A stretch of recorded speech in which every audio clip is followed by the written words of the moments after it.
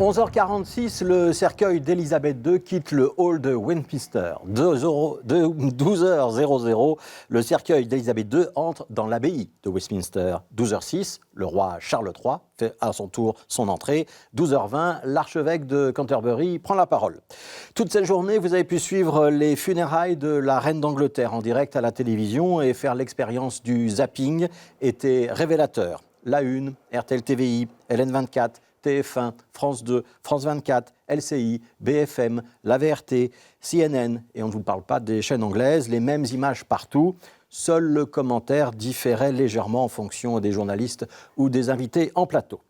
12h58, minutes de silence. 13h02, on chante God Save the Queen.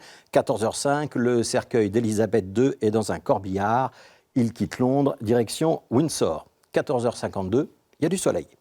À bien y regarder, il n'y a d'ailleurs pas que les écrans de télévision qui étaient monopolisés par ces obsèques, les sites internet aussi, toute la journée, les programmes d'information à la radio. Et pour la presse écrite, les unes de ce matin faisaient preuve d'un petit peu plus de nuances. La photo d'Élisabeth II était bien visible en première page de la Libre Belgique, de la capitale de la dernière heure, mais pas du soir ou de l'avenir.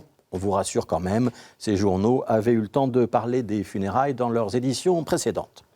16h06, le corbillard arrive à Windsor. 16h40, Charles III est aussi à l'entrée de la chapelle de Windsor. Alors qu'on s'entende bien, le décès d'Élisabeth II est un événement et ce n'est contesté par personne. Pas plus que sa longévité qui mérite un traitement médiatique dans les heures qui ont suivi son décès.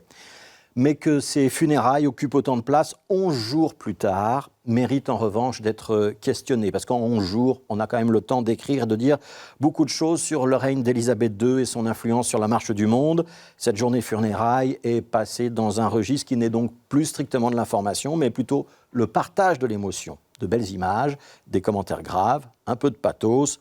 Et naturellement, quand on suit ces directs, nos gorges se serrent, on pleure dans les chaumières.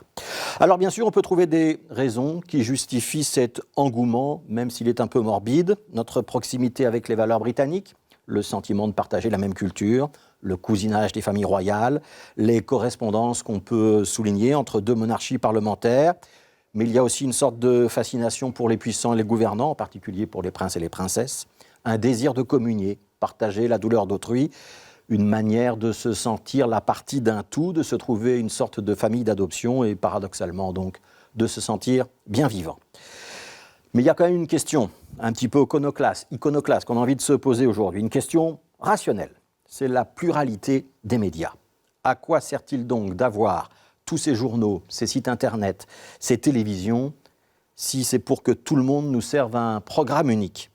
Parce que si on n'était pas un accro à la monarchie britannique aujourd'hui, on ne pouvait quand même que s'étonner d'un certain manque de diversité.